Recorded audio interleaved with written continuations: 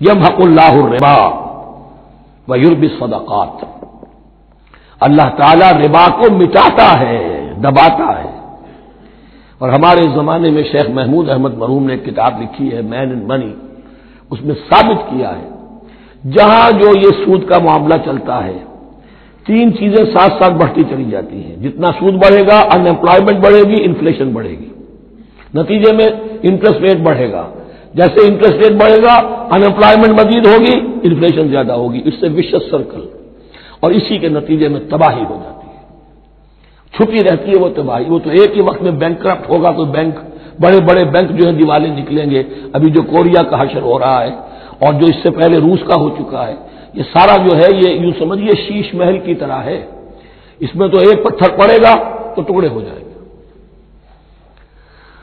ومن عاد فاولئک اصحاب النار هم فیہا خالدون یمحق اللہ الربا ویربی الصدقات، اللہ تعالیٰ پالتا ہے، صدقات کو پالتا ہے، بڑھاتا ہے اللہ کے ہاں۔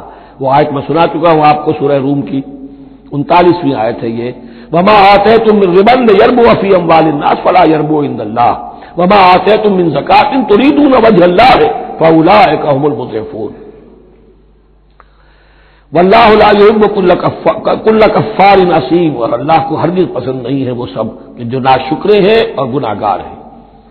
ان الذین آمنوا وعملوا الصالحات واقاموا الصلاۃ وآتوا الزکاۃ لهم اجرهم عند ربهم ولا خوف علیہم ولا هم یحزنون، ہاں جو لوگ ایمان لائیں اور نیک عمل کریں، نیک عمل میں ظاہر بات ہے جو شے حرام ہے اس کا چھوڑ دینا بھی لازم ہے، اور نماز قائم رکھیں، زکوٰۃ ادا کریں، ان کے لیے ان کا اجر محفوظ ہے ان کے رب کے پاس، ولا خوف علیہم ولا هم یحزنون۔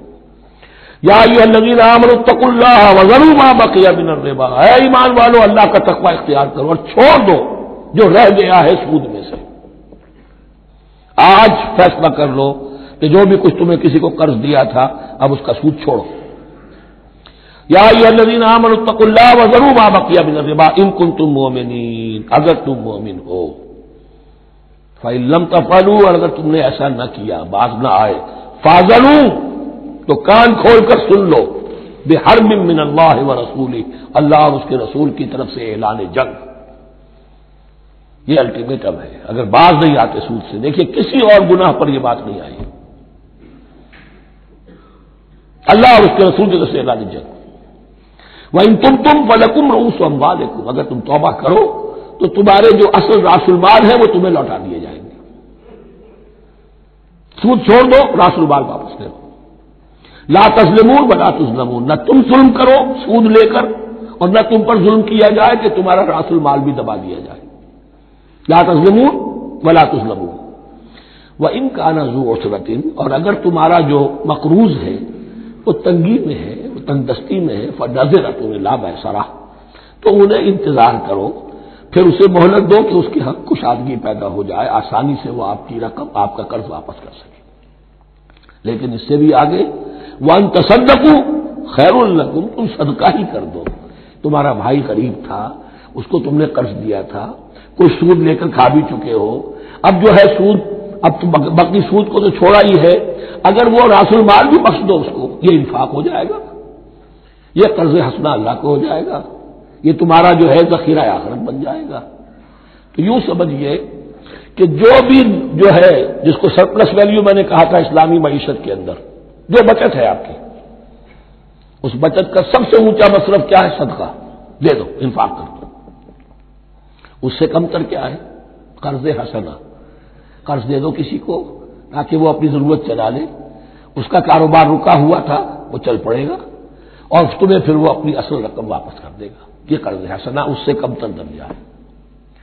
تیسرا درجہ ایک اور بھی ہے جو جائز تو ہے مکروہ، پسندیدہ نہیں ہے۔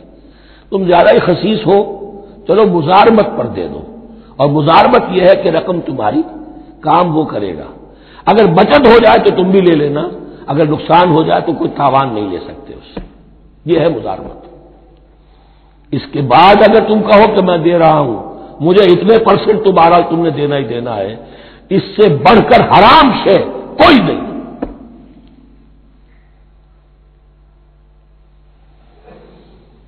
وَإِن كَانَ ذُو عُسْرَةٍ فَنَظِرَةٌ إِلَىٰ مَيْسَرَةٍ، تو اگر وہ ہے مقروض تمہارا وہ تنگی میں ہے پھر انتظار کرو، اسے مہلت دو اس کی کشائش تک. بل تصدقوا خیر لکم، اور اگر تم صدقہ ہی کر دو، خیرات کر دو، دے دو، بخش دو، وہ تمہارے لیے بہتر ہوگا. ان کنتم تعلمون، اگر تم جانتے ہو، اگر وہ حکمت تمہارے اندر آ گئی ہے، اگر تم اولو الالباب ہو، اگر تم سمجھدار ہو، تو جو کچھ تمہیں بچت اس سے ہوگی، جو اللہ کے ہاں جو ثواب ملے گا، وہ تمہیں یہ رقم واپس لے کر جو ہے اس سے کیا مل جائے گا. واتقوا یوما ترجعون فیہ الی اللہ، یہ آیت آخری آیت ہے قرآن کی نزول کے اعتبار سے. آیت ڈرو اس دن سے، تو دیکھیے وہی آیت یاد کیجیے. واتقوا یوما لا تجزی نفس عن نفس شیئا ولا يقبل منها شفاعة ولا يؤخذ منها عدل ولا هم ينصرون. واتقوا يوما لا تجزي نفس عن نفس شيئا ولا يقبل منها عدل ولا تنفعها شفاعة ولا هم ينصرون. واتقوا يوما ترجعون فيه الى الله، ڈرو اس دن سے جس دن کے لوٹا دیے جاؤ گے تم اللہ کی طرف. ثم توفى كل نفس ما كسبت، پھر ہر جان کو پورا پورا دے دیا جائے گا جو کمائی اس نے کی ہوگی. وهم لا يظلمون، اور ان پر کوئی ظلم نہیں ہوگا.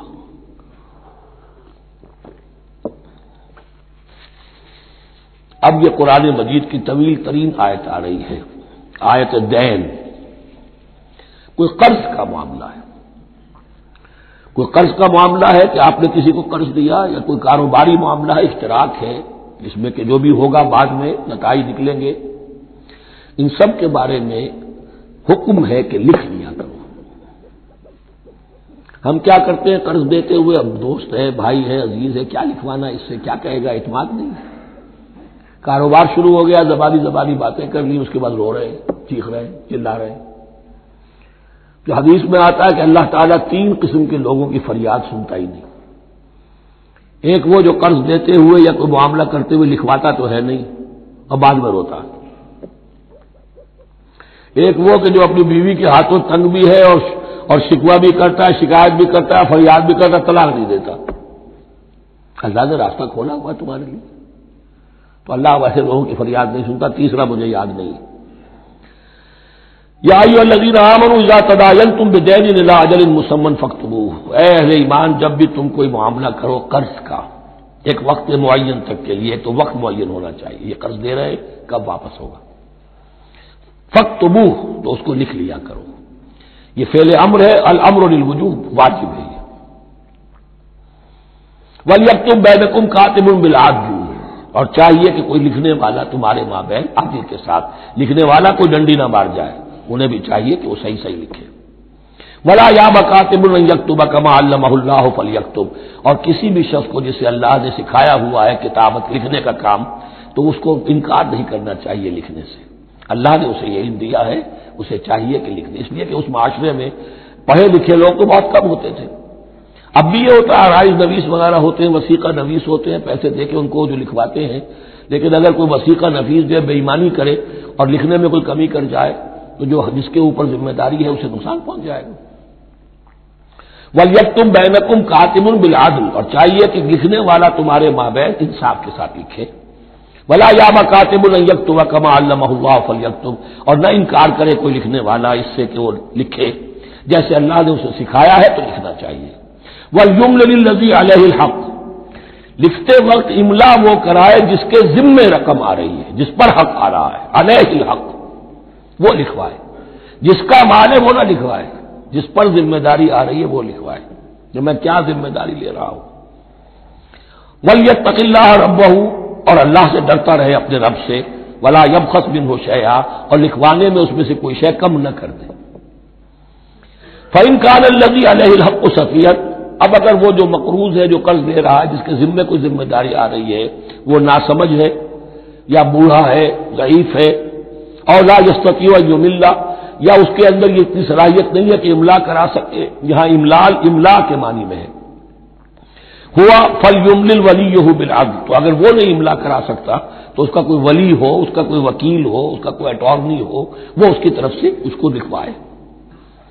واستشهدوا شهیدین من رجالکم، یہ ایک آیت چل رہی ہے ابھی، پورے رکوع کے اوپر ایک آیت پھیلی ہوئی ہے، سوائے آخر میں تھوڑا سا حصہ دوسری آیت آئے گی.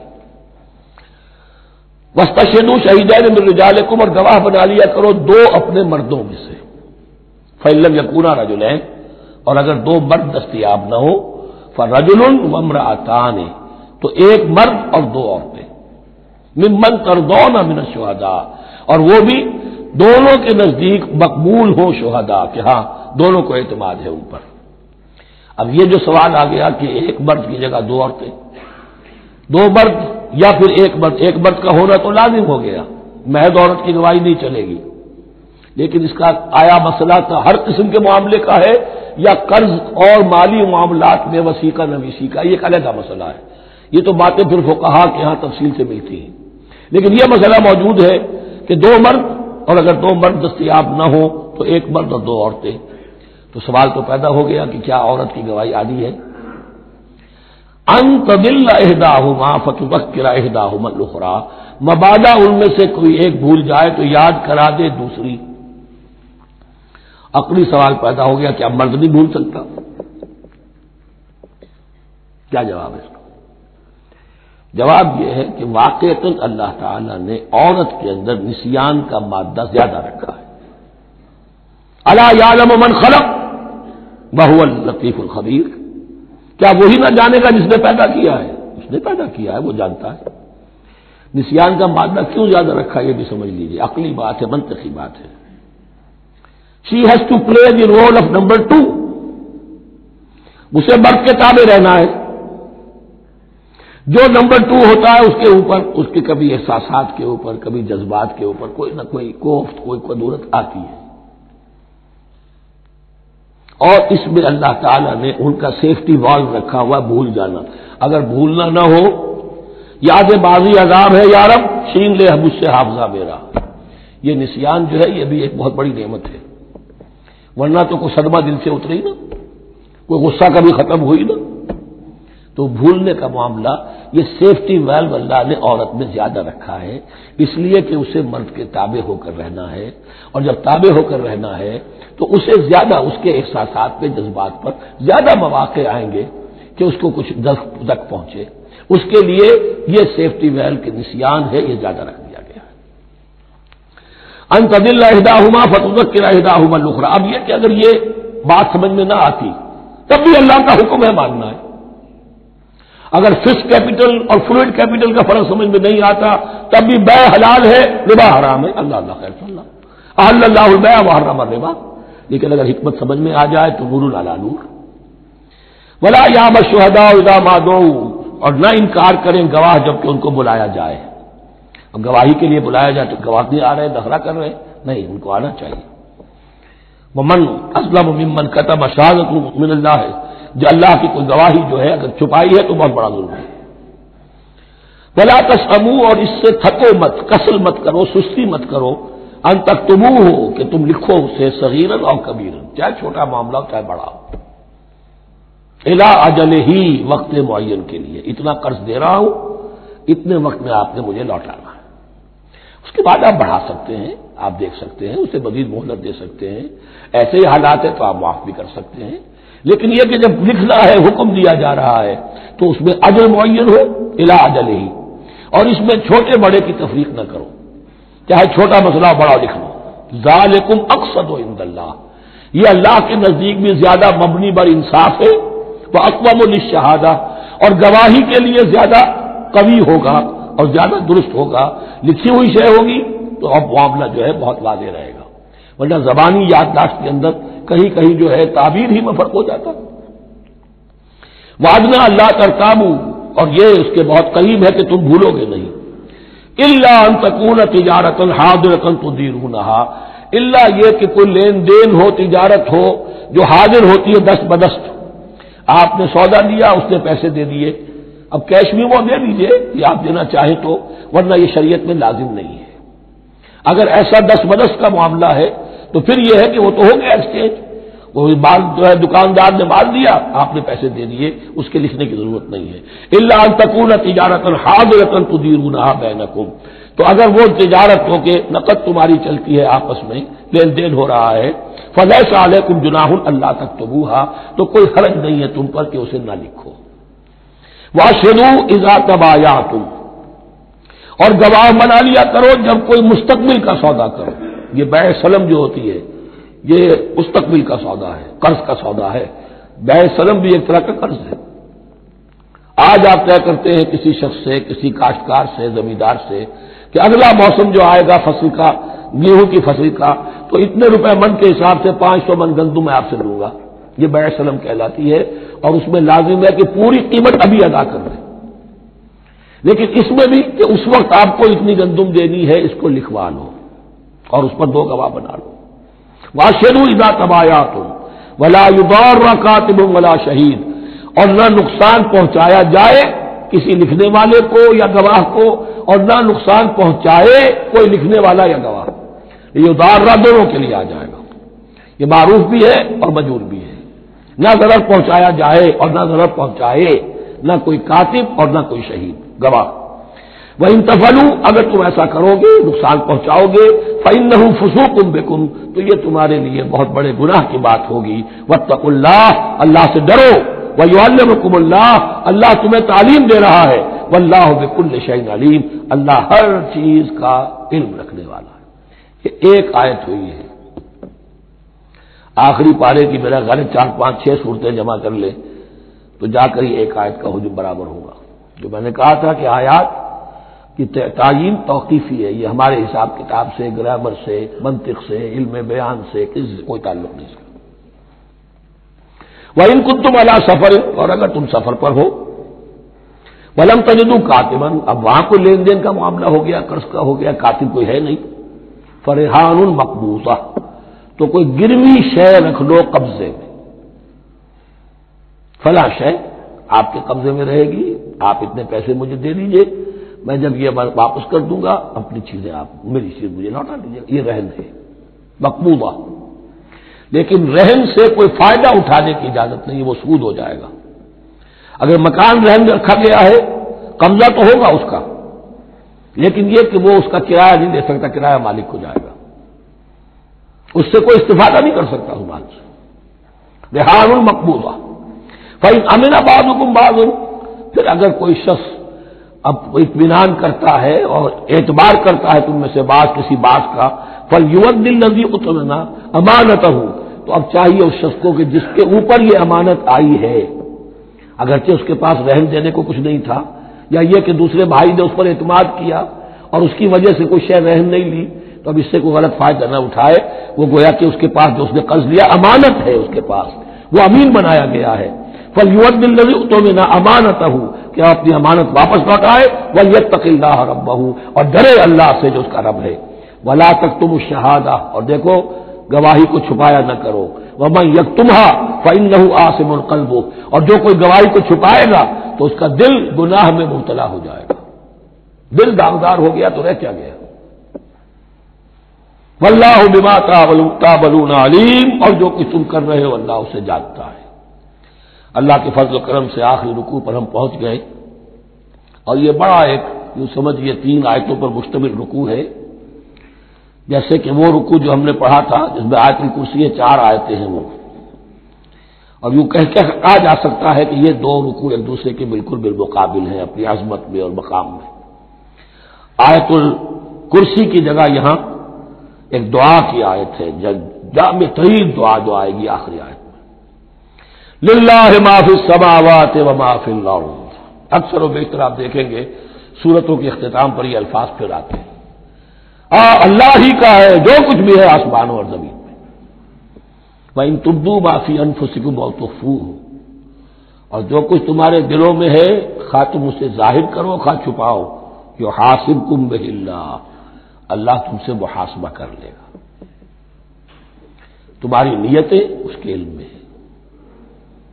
ان اللہ لا ينظر الى صورکم ولا الى اموالکم ولکن ينظر الى قلوبکم واعمالکم، اللہ تمہاری صورتوں کو نہیں دیکھتا، تمہارے مال و دولت کو نہیں دیکھتا، تمہارے دل کو دیکھتا ہے، تمہارے اعمال کو دیکھتا ہے۔ تو دل میں جو کچھ ہے خواہ کتنا ہی چھپا لو، اللہ کے محاسبے سے نہیں بچو گے۔ فَيَغْفِرُ لِمَن يَشَاءُ وَيُعَذِّبُ مَن يَشَاءُ، پھر وہ بخش دے گا جس کو چاہے گا اور عذاب دے گا جس کو چاہے گا۔ اختیار مطلق اللہ کے ہاتھ میں ہے۔ ہمارے ہاں اہل سنت کا عقیدہ یہی ہے، اللہ پر لازم نہیں ہے کہ وہ نیکوکار کو اس کا جزا ضرور دے اور بدکار کو اس کی سزا ضرور دے. اللہ کرے گا ایسا، یہ دوسری بات ہے. لیکن اللہ کی شان اس سے بہت اعلیٰ اور عرفہ ہے کہ اس پر کسی شے کو لازم قرار دیا جائے. اس کا اختیار مطلق ہے، مطلق. یفعل اللہ ما یرید، یفعل اللہ ما یشاء. اہل تشیع کا کہنا یہ ہے کہ اللہ پر عدل واجب ہے.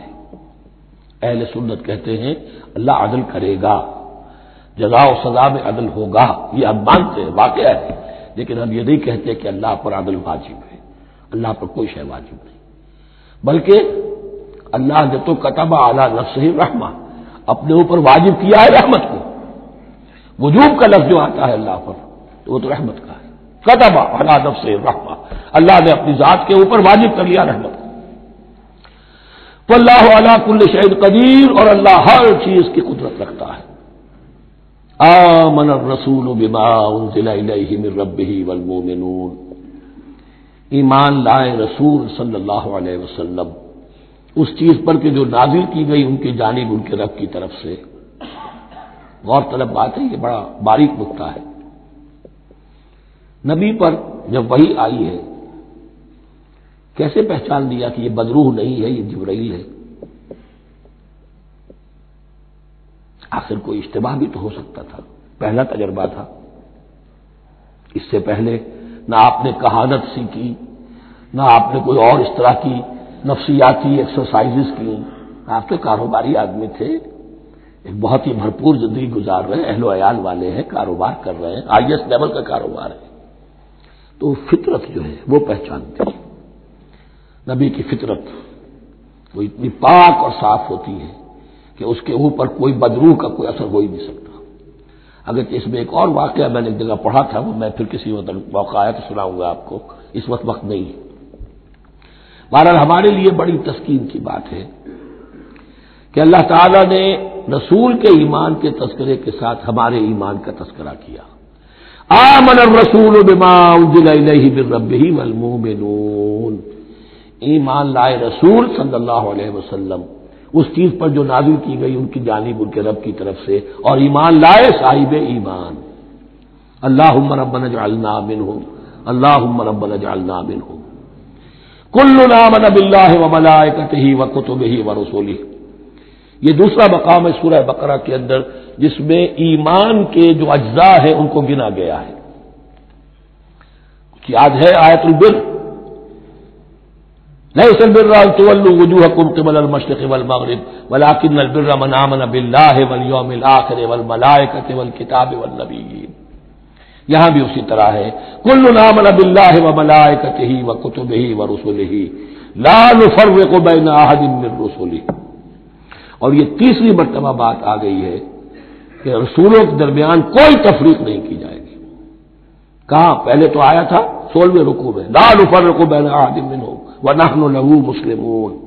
اور اس سے بھی پہلے آیا تھا والذین یؤمنون بما انزل الیک وما انزل من قبلک. وہ لوگ جو ایمان رکھتے ہیں اس پر بھی جو ہے نبی آپ پر نازل کیا گیا اور اس پر بھی جو آپ سے پہلے نازل کیا گیا. لا نفرق بین احد من رسلہ، ہم اس کے رسولوں میں سے کسی کے مابین کوئی تفریق نہیں کرتے. تفضیل اسی صورت میں ثابت ہے. تلک الرسل فضلنا بعضهم علی بعض منهم من کلم اللہ ورفع بعضهم درجات وقالوا سمعنا واطعنا. وہی بات کہ جو کہی گئی تھی جب ان سے کہا گیا تھا واسمعوا، کیا کہا تھا انہوں نے؟ سمعنا واطعنا، سمعنا واطعنا. وہ کہتے ہیں ہم نے سنا اور مانا.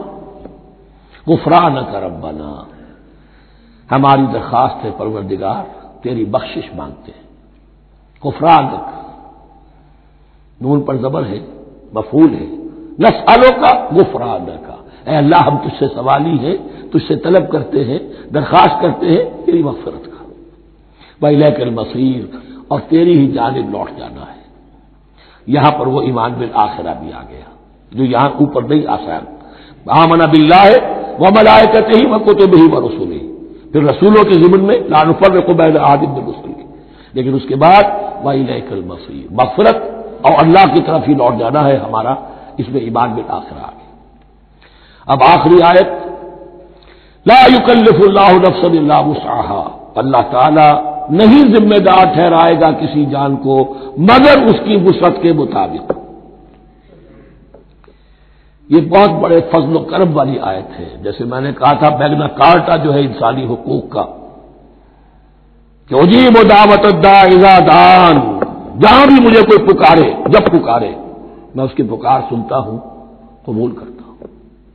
ہاں فلیؤمنوا بی فلیستجیبوا لی، انہیں بھی چاہیے کہ میرا کہنا مانے۔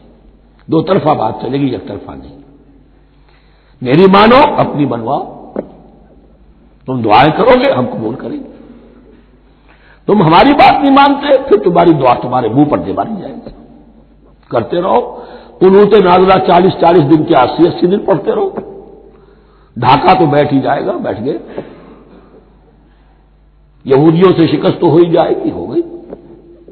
کرتے رہو، حرمین میں پڑھتے رہو قنوت نازلہ، مکے میں پڑھو، مدینے میں پڑھو، پوری دنیا میں پڑھو۔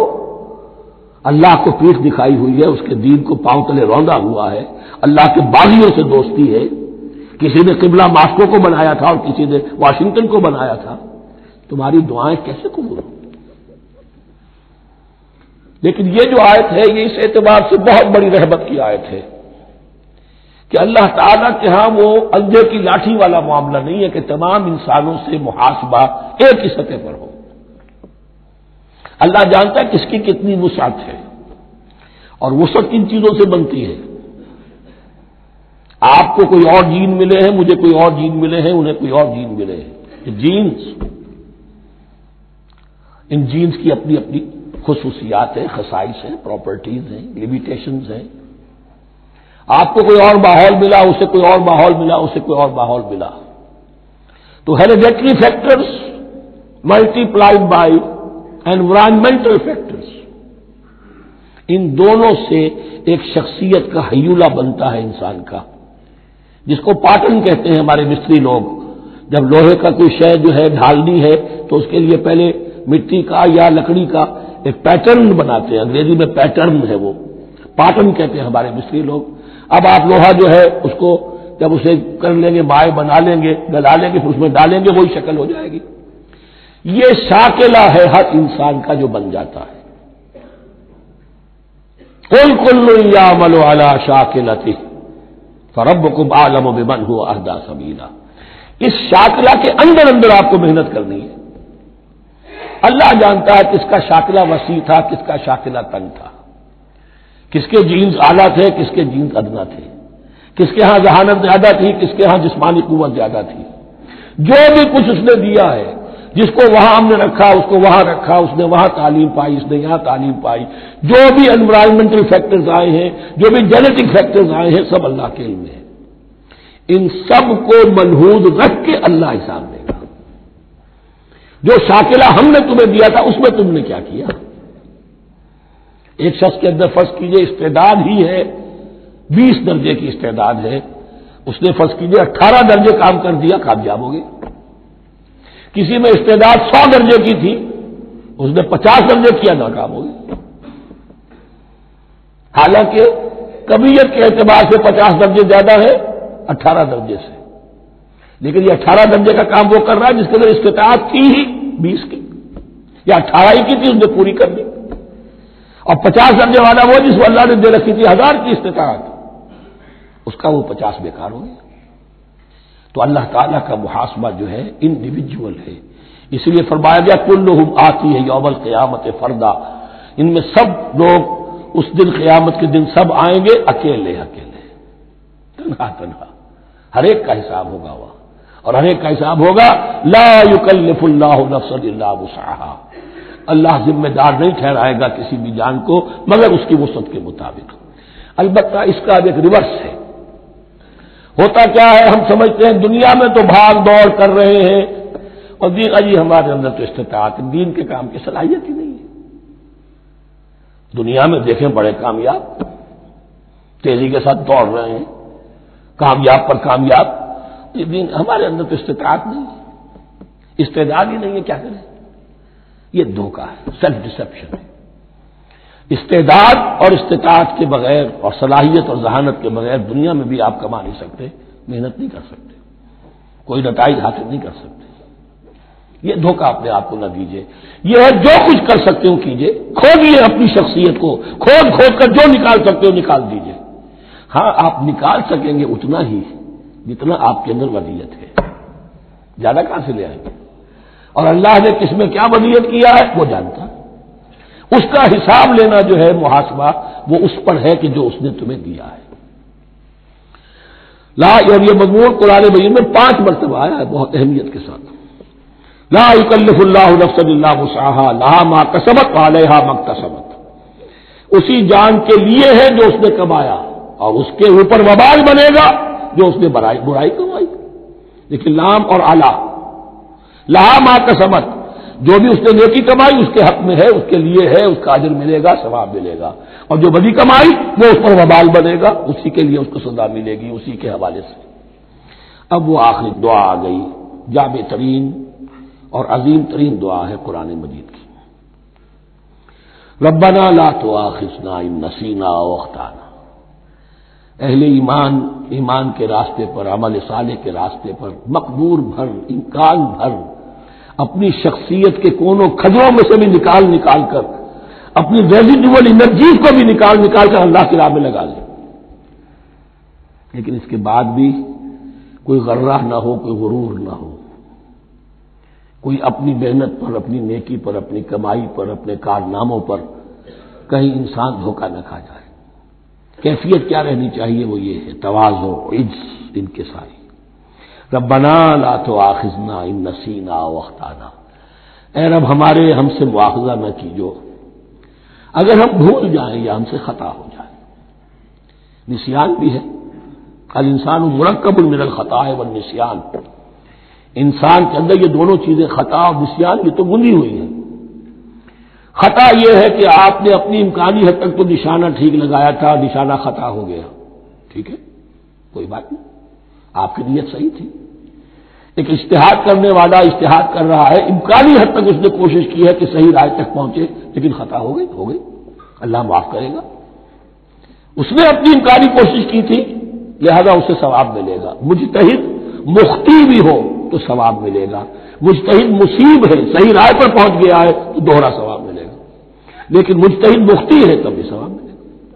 تو بھول چوک پر، یہ بھول چوک، خطا جو ہے، چوک صحیح ہے بالکل لفظ اس کے لیے، چوک جانا، نشانہ چوک گیا۔ تو اے پروردگار جو بھی ہم سے سرزد ہو جائے، غلطی ہو جائے، بھول کی وجہ سے یا خطا کی وجہ سے، اس پر معاوضہ نہ کیجیے۔